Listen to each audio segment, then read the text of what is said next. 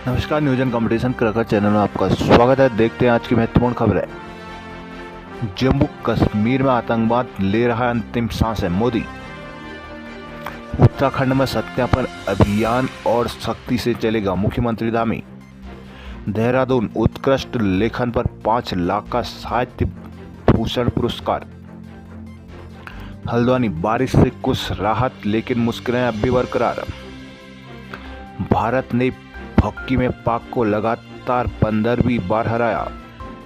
कोलकाता डॉक्टरों से ममता ने किया काम संभालने का अनुरोध।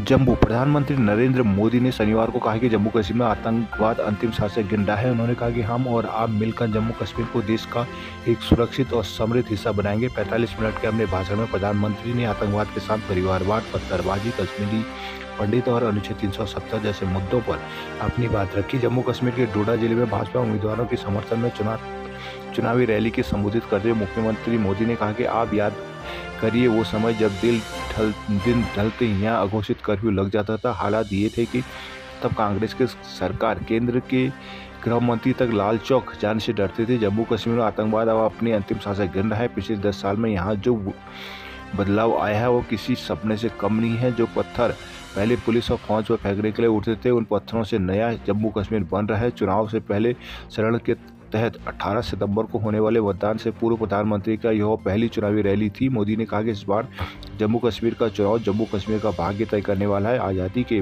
बाद से हमारा प्यारा जम्मू कश्मीर विदेशी ताकतों के निशाने पर आ गया है। इस खूबसूरत राज्य को परिवारवाद ने खोखला करना शुरू कर दिया। यहाँ जिन राजनीतिक दलों ने आपने भरोसा किया, उन्होंने आपके बच्चों की चिंता नहीं की। उन्होंने सिर्फ और सिर्फ अपने बच्चों को आगे बढ़ाया। जम्मू कश्मीर के मेरे नौजवान आतंकवाद में पिसते रहे और परिवारवाद को आगे बढ़ाने वाली पार्टियां आपके गुमराह करके मौज काटती रही। इन लोगों ने जम्मू कश्मीर में नए नेतृत्व को कभी भी कहीं भी उभरने को दिया ही नहीं।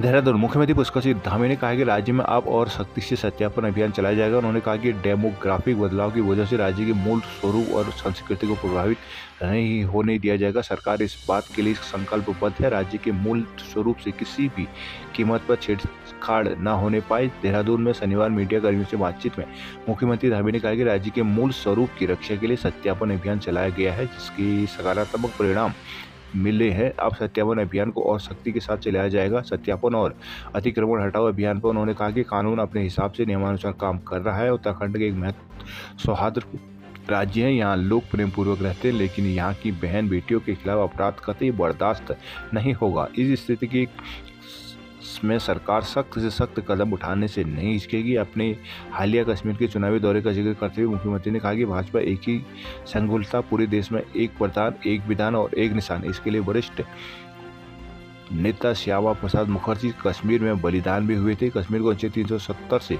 मुक्त कर भाजपा ने उसी संकल्प को साकार किया है। देहरादून प्रदेश के प्रतिष्ठित साहित्य भूषण पुरस्कार में अब 1 लाख के बजाय 5 लाख रुपये की राशि दी जाएगी। साथ ही हर साल राज्य के 5 वरिष्ठ साहित्यकारों को लाइफ टाइम अचीवमेंट पुरस्कार भी दिए जाएंगे। शनिवार को दून के IRDT सभागार में भाषा संस्थान की ओर से आयोजित हिंदी दिवसीय कार्यक्रम में मुख्यमंत्री पुष्कर सिंह धामी की सहमति पर भाषा मंत्री सुबोध उनियाल ने इसकी घोषणा की। कार्यक्रम के बाद मीडिया कर्मियों से बातचीत में मुख्यमंत्री ने कहा कि साहित्यकारों का सम्मान गौरव की बात है। साहित्यकार भाषा और संस्कृति के संरक्षक और वाहक होते हैं। साहित्य भूषण पुरस्कार प्रत्येक वर्ष एक साहित्यकार को दिया जाएगा, जबकि 5 वरिष्ठ साहित्यकारों को साहित्य और भाषा संस्कृति की सेवा के लिए लाइफ टाइम अचीवमेंट पुरस्कार देने का भी संकल्प लिया गया है। साहित्यकारों को जीवन के अनुरूप अनुभव को सभी के साथ साझा भी किया जाएगा। मुख्यमंत्री धामी ने हिंदी दिवस पर सम्मानित छात्र छात्राओं को बधाई दी। उन्होंने कहा कि बच्चे जिस भी क्षेत्र में जाएं वहाँ पूरी ताकत के साथ काम करें। जब पढ़ाई करें तो पूरी ताकत के साथ, और जब खेलकूद या सांस्कृतिक गतिविधियों में हिस्सा ले तो वहाँ भी अपना 100% दें।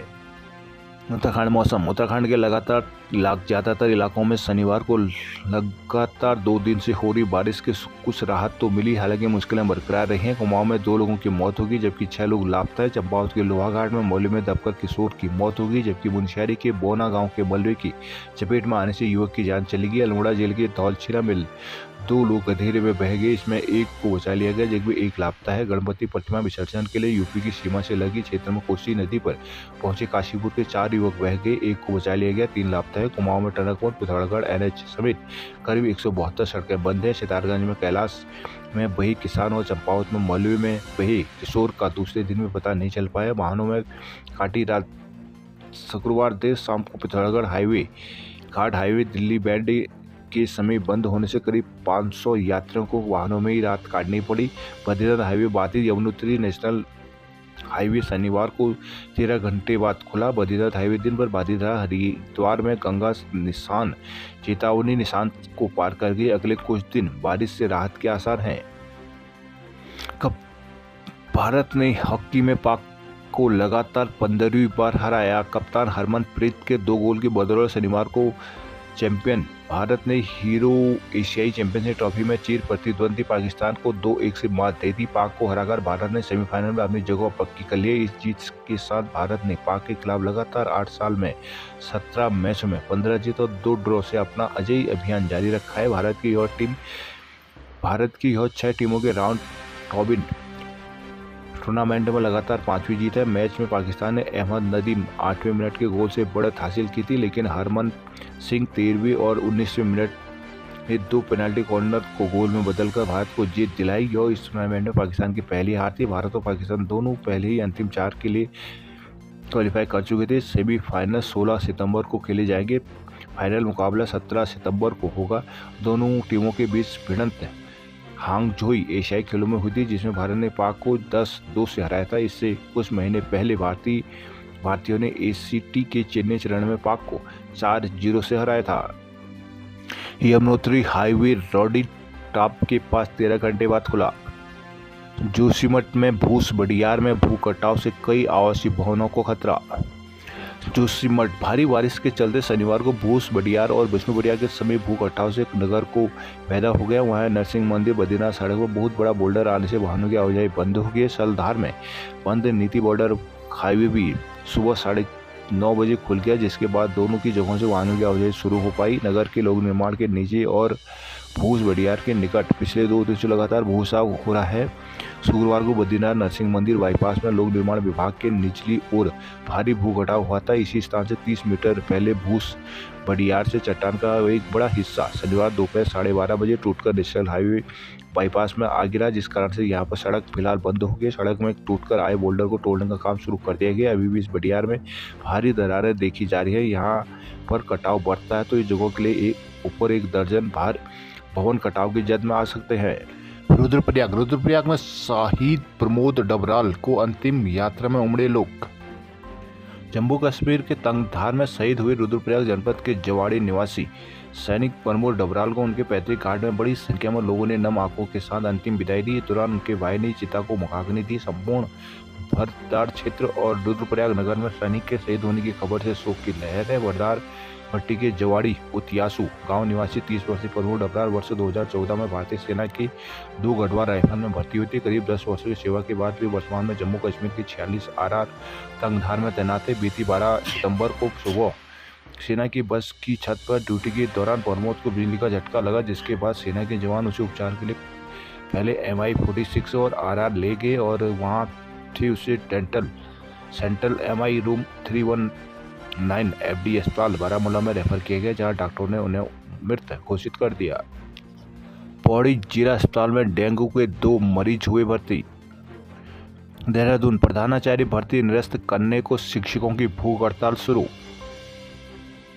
प्रधानाचार्य भर्ती को पूर्ण रूप से निरस्त करने और प्रमोशन प्रक्रिया शुरू करने की मांग को लेकर राष्ट्रीय संघ शिक्षक संघ ने शनिवार को भूख हड़ताल शुरू कर दिया। संघ के देहरादून के जिला मंत्री अर्जुन पवार, बिरोखाल के ब्लॉक अध्यक्ष देवेंद्र बिष्ट और अगस्त मुनि के ब्लॉक मंत्री अंकित रौथाड़ शिक्षा निर्देशालय परिसर स्थित धरना स्थल पर आमरण अनशन पर बैठ गए और संघ अध्यक्ष राम सिंह चौहान ने कहा कि यदि सरकार ने जल्द निर्णय न लिया तो आंदोलन को प्रदेश स्तर पर शुरू किया जाएगा। शिक्षक पूर्ण कार्य बहिष्कार को मजबूर होंगे। पवार, बिष्ट और रौथाड़ ने कहा कि प्रधानाचार्य पद 100% प्रमोशन का पद है, इस पर विभागीय सीधी भर्ती कर सरकार शिक्षकों के साथ नाइंसाफी कर रही है। प्रधानाचार्य शैक्षिक कैडर का सर्वोच्च पद है। वर्षों से शिक्षक प्रमोशन का इंतजार कर रहे हैं, लेकिन सरकार का ध्यान प्रमोशन कराने पर कतई नहीं है। संघ प्रदेश उपाध्यक्ष राजकुमार चौधरी और प्रांतीय संयुक्त मंत्री जगदीश बिष्ट ने कहा कि सरकार शिक्षक एक ही पद पर भर्ती होकर उसी पद में रिटायर हो जाते हैं। यह अन्याय। इस मौके में मंडल अध्यक्ष गढ़वाल श्याम सिंह रोशियार, महामंडली हेमंत पैन्यूली, मंडली अध्यक्ष कुमाऊं डॉक्टर गोकुल सिंह मरतोलिया, मंडली मंत्री रविशंकर गुसाई, राजकुमार सिंह रावत, जयकृत भंडारी आदि मौजूद रहे। देहरादून बेरोजगारों के कूच को रोकने पर हुआ हंगामा।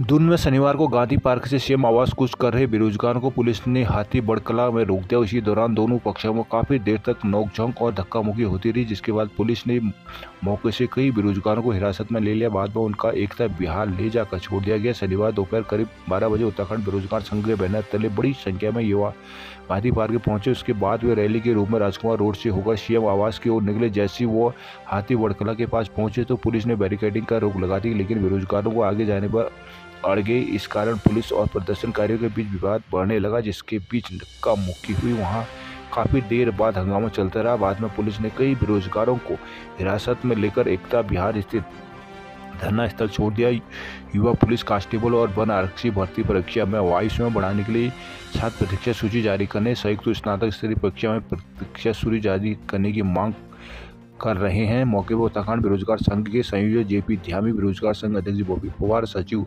नितिन दत्त मौजूद रहे। बाजपुर कोसी नदी में नहाने के दौरान काशीपुर के 3 युवक बहे।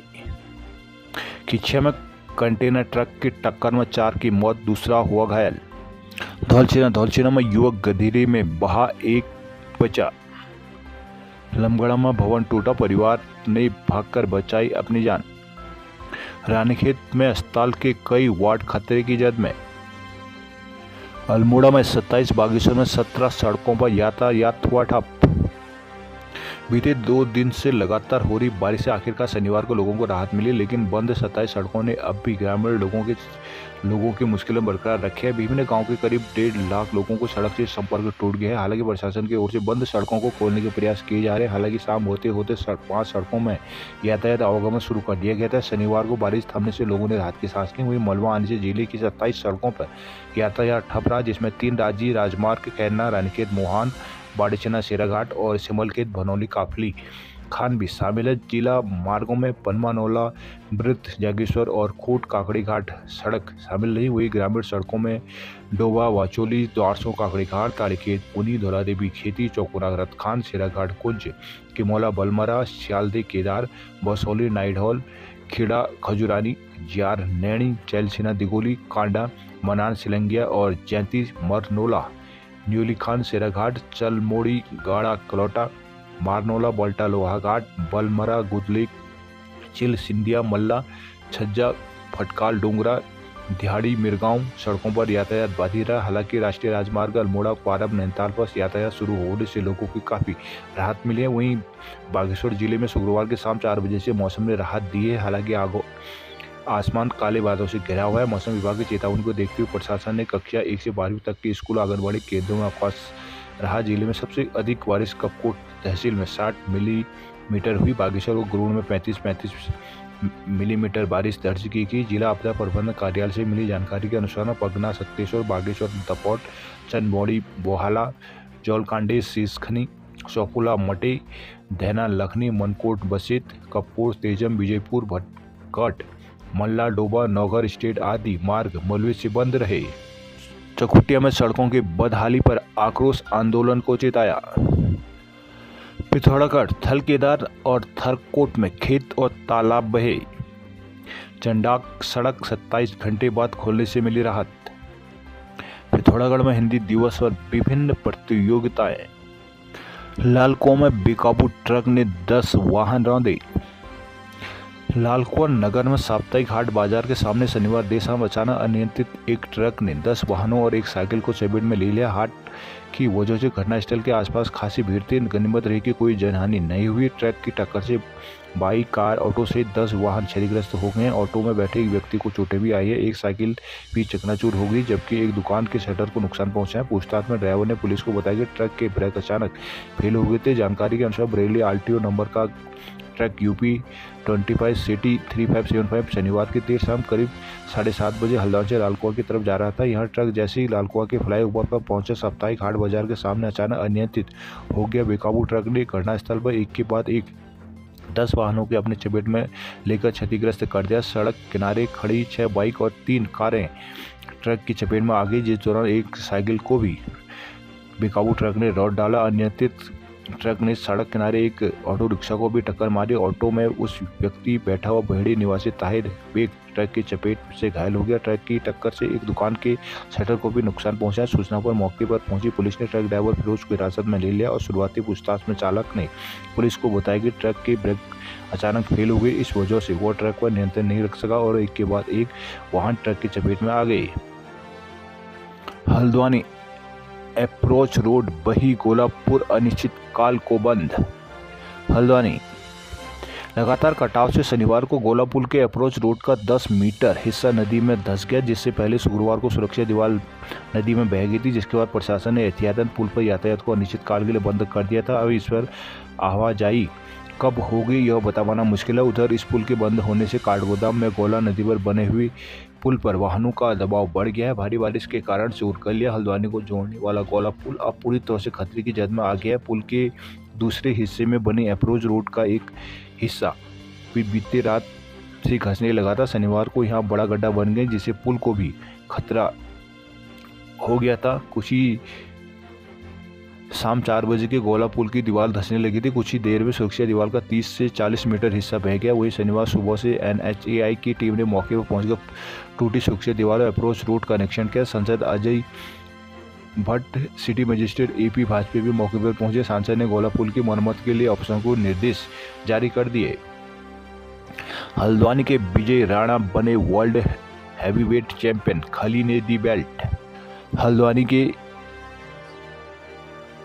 WWE की तर्ज हल्द्वानी में शनिवार को CWE night of warrior show में हल्द्वानी के रेसलर विजय सिंह राणा ने करीब 15 मिनट चले मुकाबले में जीत दर्ज कर वर्ल्ड हैवीवेट चैंपियनशिप अपने नाम कर लिया। द ग्रेट खली ने विजय राणा को खुद चैंपियनशिप बेल्ट पहनाकर विजेता घोषित किया। MB इंटर कॉलेज के मैदान में UKWE की ओर से आयोजित रेसलिंग इवेंट का उद्घाटन शाम 7 बजे खेल मंत्री रेखा आर्या ने किया। इससे पहले रिंग पे मौजूदा चैंपियन JT बाबा ने अपने साथी के साथ एंट्री की। इसके बाद हल्द्वानी के युवा रेसलर विजय सिंह राणा और द ग्रेट खली की रिंग में जबरदस्त इंटरव्यू। रिंग में आने से पहले द ग्रेट खली ने लोगों से कहा कि कैसे हो हल्द्वानी वालों, कहा कि यह हल्द्वानी का सपूत है, इसे सपोर्ट करो। JT बाबा ने पहले मैच में धोखे से विजय को मात दी, लेकिन यह उत्तराखंड है, देवभूमि, यहाँ ना लोग डराते हैं ना डरते हैं। उसके बाद मैच शुरू हुआ। करीब 15 मिनट तक चले मुकाबले में विजय को JT बाबा ने डंडे से पीटा, रिंग से बाहर मारा, खून भी निकला और रेफरी से भी भिड़ गए। इस दौरान विजय को रिंग ने नीचे रखा और टेबल के ऊपर पटकने की कोशिश की, लेकिन विजय ने दाव मारकर बाबा को टेबल के ऊपर पटक दिया। आखिर में रेफरी के 3 काउंट होते ही विजय राणा को विजेता घोषित कर चैंपियनशिप बेल्ट प्रदान की गई। द खली रिंग के बाहर से लगातार विजय की हौसला अफजाई करते रहे हुए उससे पहले टैग टीम चैंपियनशिप में हरमान एंड बादशाह खान ने खिताब अपने नाम किया। यहाँ 22 रेसलर पहुंचे हुए थे। नैनीताल हल्द्वानी में निकलेगा आज मां नंदा देवी का डोला, रूट रहेगा डाइवर्ट। नैनीताल हल्द्वानी में आज मां नंदा सुनंदा का डोला नगर में भ्रमण के लिए निकलेगा, जिसके लिए पुलिस की ओर से दोनों शहरों के लिए रूट डाइवर्ट किया है। नैनीताल में कालाढूंगी से भवाली कैंचीधाम जाने वाली और भवाली से UP, दिल्ली, हरियाणा आदि को जाने वाली वाहनों को 1 नंबर बैंड से रूसी बाईपास होते हुए भेजा जाएगा। डोला मंदिर से फ्लैट पार्किंग होते हुए मंदिर तिराहा पहुंचेगा, तो डांट से लोअर माल रोड की तरफ जाने वाले वाहनों को फांसी कदीरी से राजभवन होते हुए मस्जिद तिराहा भेजा जाएगा। चीन बाबा से घोड़ा स्टैंड को आने वाले वाहनों को रिक्शा स्टैंड मलितार से अपर माल रोड होते हुए डांट से हल्द्वानी और भवाली भेजा जाएगा। डोला रिक्शा स्टैंड मलितार से लोअर माल रोड की ओर जाएगा, तो डांट से मलितार की ओर जाने वाले वाहन को अपर माल रोड होते हुए भेजा जाएगा। मोहन को से नाट की ओर जाने वाली वाहनों को घोड़ा स्टैंड से डाइवर्ट कर मस्जिद तिराहा से राजभवन तिराहा होते हुए भेजा जाएगा। डोले के लोअर माल रोड से डांट पहुंचते हुए भवाली से आने वाले वाहनों को मस्जिद तिराहा भवाली से 1 नंबर बैंड होते हुए रूसी बाईपास से शहर में भेजा जाएगा। हल्द्वानी से आने वाले वाहनों को रूसी बाईपास होते हुए 12 पत्थर से शहर में भेजा जाएगा। इसके अलावा डोला वापसी के लिए भी पुलिस ने डाइवर्जन प्लान बनाया हुआ है।